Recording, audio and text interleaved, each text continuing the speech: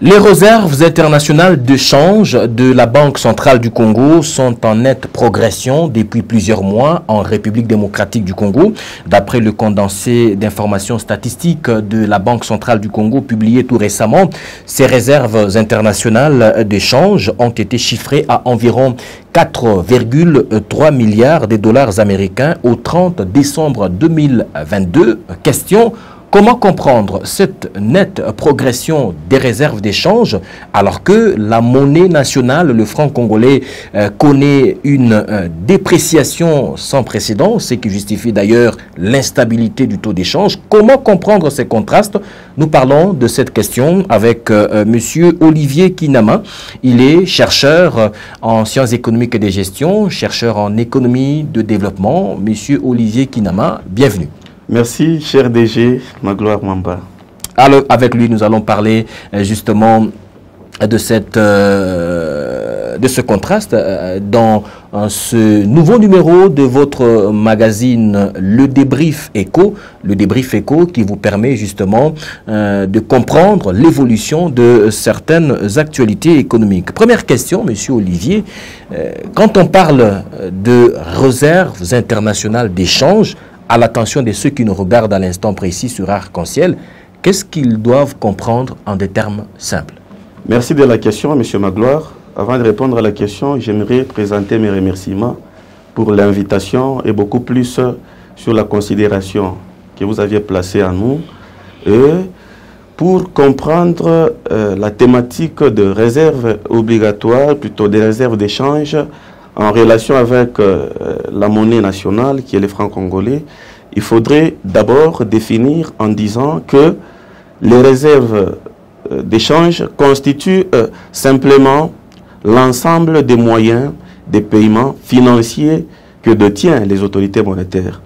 Et ici, il faudrait expliciter que par autorité monétaire, on sous-entend la Banque centrale ainsi que le gouvernement.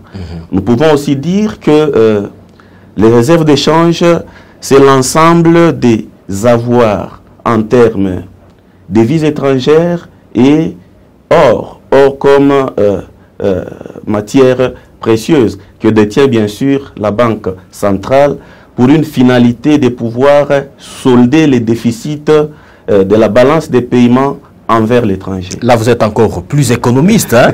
Vous êtes encore plus technicien, à l'attention de ce monsieur qui ne comprend presque rien de tout ce que vous dites. En des termes simples, qu'est-ce qu'il doit comprendre par réserve d'échange? Merci, monsieur Magloire. On va essayer d'utiliser les termes qui sont simplifiés, justement. Les réserves d'échange constituent ce matelas financier, bien sûr, sur lequel repose la valeur d'une monnaie locale. Autrement dit, les réserves d'échange constituent une couverture de la monnaie nationale. Bien sûr, dans le cas d'échéant, il s'agit ici chez nous des francs congolais.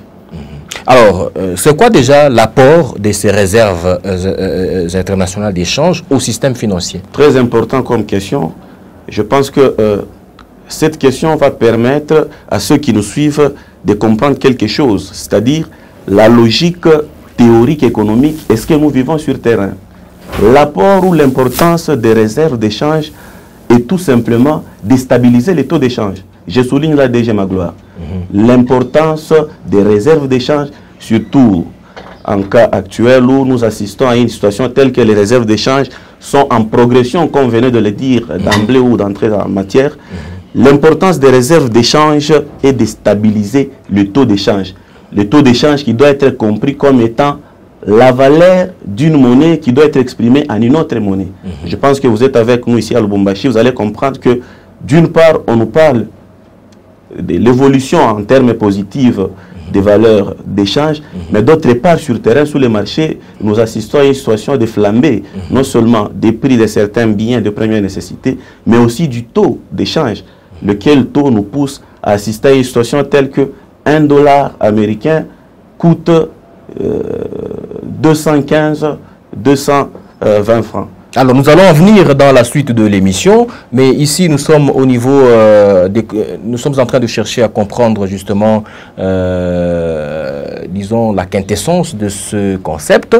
Alors, ici, l'on souligne que ces réserves d'échange sont en nette progression. À quoi peut-on attribuer cette nette progression de ces réserves d'échange? Merci de la question, M. Magloire. Oui. Ça vient d'où cet argent? Avant de répondre, justement, je devais procéder par ça. Ouais. La théorie économique, elle est claire et simple, voire même têtue. Si vous ne la manipulez pas telle qu'elle le veut, elle va vous mettre devant un fait accompli. La théorie économique voudrait que les réserves d'échange viennent des transactions commerciales entre la RDC, par exemple, et le reste du monde. Et ici, vous êtes Congolais comme moi, vous savez ce que nous importons et ce que nous exportons. Et si je tiens à vous rappeler que les réserves d'échange en principe devaient provenir des exportations de la RDC. Et ici, vous savez que nous exportons uniquement les matières premières et dans un état trop discutable, c'est-à-dire à l'état brut. Et nous importons tout ce que nous consommons. Autrement dit, nous importons ce que nous consommons, plutôt nous importons bien sûr ce que nous consommons et nous exportons ce que nous ne consommons pas. Je vais y arriver pour vous faire comprendre.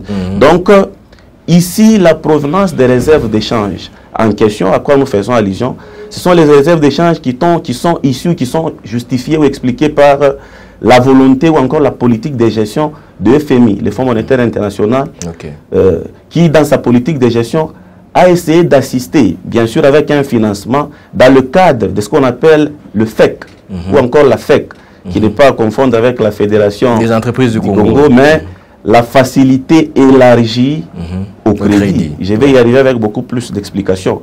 Et la RDC fait partie des pays qui ont bénéficié de ce financement-là. Et dernièrement, la RDC a essayé de bénéficier d'un montant de 1,5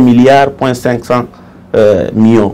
On n'est pas là dans les chiffres. Ici, vous devez comprendre que la montée des réserves d'échange devait s'expliquer par la capacité de la RDC à pouvoir être productive, c'est-à-dire avoir une production conséquente, laquelle production peut être exportée, et au retour des exportations, on pouvait avoir ce qu'on appelle la devise ou les devises étrangères, lesquelles devises pouvaient justifier la montée de quoi? De réserves d'échange. Mais dans les cas d'espèces, ici nous devons juste ou simplement dire que les réserves d'échange que nous avons actuellement sont justifiées par la FEC, c'est-à-dire la facilité élargie au crédit. Tout à fait. Alors, ces réserves d'échange qui sont en hausse depuis plusieurs mois, jusqu'à atteindre, selon les termes qui ont été utilisés, jusqu'à atteindre un record historique jamais réalisé dans l'histoire du pays.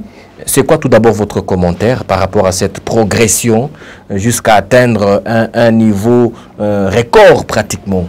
Votre commentaire en tant qu'économiste? Moi, je pourrais dire au regard des théories économiques, comme je l'ai dit tantôt, que la montée de ces réserves est virtuelle, si je peux le dire. C'est-à-dire, si réellement nous étions face à une montée réelle des réserves d'échange, on devait assister automatiquement à une stabilité du taux d'échange, M. Magloire. Je ne sais pas si je me fais comprendre. C'est compréhensible, oui. Et je pense que ceux-là qui nous suivent nous comprennent aussi. La montée de réserves d'échange se justifie par la stabilité du taux d'échange, lequel taux d'échange traduit la valeur d'une monnaie en une autre monnaie. Par exemple, la valeur d'un franc congolais par rapport à un kwacha, la valeur d'un dollar américain par rapport à un franc congolais. Et quand vous nous dites, ou quand on nous dit, et quand on entend dans les médias, dans les différents médias, qu'il y a eu hausse des réserves d'échange, nous en tant qu'économistes, on observe, mais on se dit, quel est l'impact de cette hausse sur les prix des biens de première nécessité, sur les taux d'échange? Essayez de voir ici, dans la ville de Lumbashi, comment les gens sont en train de pleurnicher sur la hausse du taux d'échange, laquelle hausse ne permet pas encore à certains ménages d'avoir un nombre conséquent de biens qu'ils pouvaient avoir avec $1 auparavant.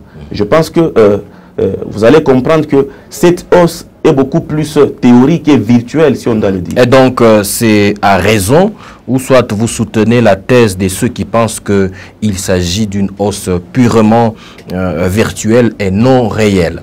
Pourquoi? Puisque les données sur le terrain le confirment. L'on devrait assister à une stabilité du taux d'échange, mais sur le terrain, c'est le contraire. On fait face à une situation, comment dire, inflationniste pratiquement. Affirmatif. Est-ce que peut-on dire que les taux d'échange sont une bouffée d'oxygène pour une économie résiliente? Tout à fait, DG. Les taux d'échange, c'est un indicateur macroéconomique indiscutable et incontestable. Oui. Si vous jouez avec les taux d'échange, vous verrez que vous allez créer des grognes sociales ici et là. Donc ici, il faudrait signifier que les taux d'échange constituent ou peut être considéré comme étant une bouffée d'oxygène dans la mesure où il va permettre à ce que les agents économiques puissent avoir ou encore puissent voir leur panier d'aménager s'élargir davantage. C'est-à-dire, dès que le taux d'échange est stable, vous allez constater que les agents économiques, en l'occurrence les ménages, peuvent avoir autant de biens et services avec un certain pouvoir d'achat. Donc ici, nous devons comprendre que l'indicateur taux d'échange est très important lorsqu'il est en stabilité. Pourquoi? Parce qu'il va permettre à ce que les agents économiques puissent avoir bien sûr un nombre conséquent de biens et services. Maintenant ici, je veux bien comprendre. Comment comprendre que d'un côté, nous avons une nette progression de ces réserves d'échange et de l'autre, nous avons la monnaie nationale qui continue sa dépréciation. Comment comprendre cette situation que nous vivons sur le terrain aujourd'hui? On nous parle, on nous dit que les réserves d'échange sont en hausse, mais à ce jour, tout le monde le sait, ce n'est pas un secret, la valeur du franc congolais n'est fait que dégringoler. Merci DG de la question. Ici, je dois essayer d'expliciter petit à petit, dans des termes trop simples, pour essayer de faciliter la compréhension à tous ceux qui nous suivent. Justement. Les réserves d'échange sont autrement dit considérées comme étant l'ensemble, comme je viens de le dire tantôt, l'ensemble des avoirs en termes de devises étrangères, bien sûr, et aussi de l'or comme matière précieuse qu'une banque centrale peut avoir. Ici, je rentre déjà pour expliciter la monnaie locale. La théorie économique veut que la monnaie locale soit couverte par un certain nombre d'éléments. Et parmi ces éléments, nous avons d'une part les réserves d'échange, à quoi nous faisions mention. Et d'autre part, nous avons besoin de la production locale. Donc, pour qu'une monnaie ait sa valeur, ou pour qu'une monnaie locale soit stable, il faudrait que cette monnaie soit couverte par les réserves d'échange, d'une part, et d'autre part, par une production conséquente, au sein bien sûr d'une économie. Mais je suis avec vous, vous allez constater que la RDC, c'est une économie qui produit ce qu'elle ne consomme pas et consomme ce qu'elle ne produit pas. C'est déjà un problème. De l'autre côté, nous avons les réserves d'échange qui sont pratiquement théoriques ou virtuelles, lesquelles les réserves d'échange ne sont pas justifiées par les transactions commerciales, mais lesquelles les réserves d'échange sont justifiées par la FEC ou encore par certaines assistances financières des institutions de Bretton Woods, notamment le FMI. Donc, ce qui justifie actuellement la fragilité de la monnaie locale, ce n'est pas le fait que la RDC ne produit pas conséquemment les biens et services dont la population a besoin, d'une part, et d'autre part, les autorités monétaires ne savent pas créer ou encore créer bien sûr les réserves d'échange en termes réels, c'est-à-dire passer par une production, laquelle production va nous permettre d'exporter et au retour des exportations, nous aurons ce qu'on appelle les devises étrangères. Voilà un tout petit peu dans ce sens ce qu'on peut comprendre par ce qui peut fragiliser une monnaie locale. Alors, nous sommes en train de tendre petit à petit vers la fin de le débrief Écho, un magazine qui analyse l'actualité économique, que ce soit à Lubumbashi, en RDC, tout comme au niveau international. Ici, la question que je vous pose, Monsieur Olivier Kinama, comment alors capitaliser cela? Aujourd'hui, l'on indique que ces réserves d'échange sont en nette progression. Comment capitaliser cela pour qu'il y ait conciliation entre ce qui est dit et ce qui doit être fait sur le terrain? Jolie question, DG Magloire. Je crois que c'est une question très importante pour les gens qui nous suivent parce qu'ils attendent de nous des réponses. Et aussi, c'est très important pour nous, les économistes, parce que nous devons élargir notre capacité de réflexion. Oui. Pour répondre à votre question, il faudrait faire ce qu'on appelle d'abord l'analyse structurelle de l'économie. Je pense que vous êtes sans ignorer que l'économie de la RDC, c'est une économie monosectorielle. C'est-à-dire? Généralement, les économies fonctionnent avec les secteurs. Nous en avons 3. Primaire, secondaire et tertiaire. Dans le secteur primaire, nous avons l'extraction minière et encore la culture ou l'agriculture. Dans le secteur tertiaire, nous avons la transformation ou l'industrialisation, et dans les secteurs, plutôt dans les secteurs secondaires, nous avons l'industrialisation ou la transformation, et dans le troisième secteur, nous avons les services. Ici, chez nous, nous tenons à rappeler que la RDC fonctionne uniquement avec le secteur primaire, en ce qui concerne l'agriculture qui est faite de manière traditionnelle, et aussi de manière vraiment artisanale, et aussi l'extraction minière qui est faite bien sûr encore de manière traditionnelle, par le fait que cette extraction minière se limite juste c'est-à-dire à produire, à faire une production industrielle, plutôt une production minière sans aucune transformation, bien sûr, faute des industries. Cela fait à ce que notre économie continue à être fragile. Alors, pour répondre directement à votre question, je dirais ceci. Que faire nous devons justement pour capitaliser les réserves. Que faire pour que les réserves d'échange aient une signification sur les taux d'échange et au finish sur les prix des biens de première nécessité. Autrement dit, que ça soit réel. Justement, que ça reste virtuel. Ici, nous devons d'abord diversifier l'économie. Je pense que je ne suis pas le premier économiste à passer sur ce plateau et parler de la diversification de l'économie. C'est-à-dire, les autorités ou encore les décideurs politiques doivent se mettre en tête que l'économie de la RDC doit avoir plusieurs unités de production, c'est-à-dire l'économie de la RDC ne doit pas seulement se limiter à se contenter du secteur premier et puis primaire. L'économie de la RDC doit faire de sorte que les secteurs secondaires, l'industrialisation, soient mises ou encore soit mise en effectivité par le fait ici, très important, peut-être je vais essayer d'aller en dehors de la question, certains chômages que nous observons ici, cher DG, sont justifiés par le fait que la RDC étant une économie monosectorielle. L'extraction minière se fait de manière brute. On exporte les produits miniers vers, je sais moi, Tanzanie, Zambie, Afrique du Sud, Chine. Et si DG, je vous dis, c'est là que la transformation se fait. En économie, là où la transformation se fait, c'est là qu'il y a création d'emplois. Donc ici, pour répondre à la question, l'économie doit se diversifier. Nous devons nous dépasser de l'aspect ou encore de la considération minière pour dire l'argent ne peut que provenir des mines, mais nous pouvons faire à ce que nous puissions industrialiser l'agriculture et tout ce qui va de pair avec. Voilà un peu ce que nous pouvons dire concernant ce que nous pouvons donner comme explication concernant la relation entre réserve d'échange et taux d'échange qui puissent se marier et donner des effets pratiques sur le terrain. Donc c'est la diversification de l'économie. Et c'est par cette question que s'achève le débrief éco, votre magazine qui analyse toute l'actualité économique de la République démocratique du Congo. Nous avons reçu, le débrief éco a reçu monsieur Olivier Kinama, il est assistant à la faculté des sciences économiques et de gestion de l'université de Lubumbashi, chercheur en économie de développement.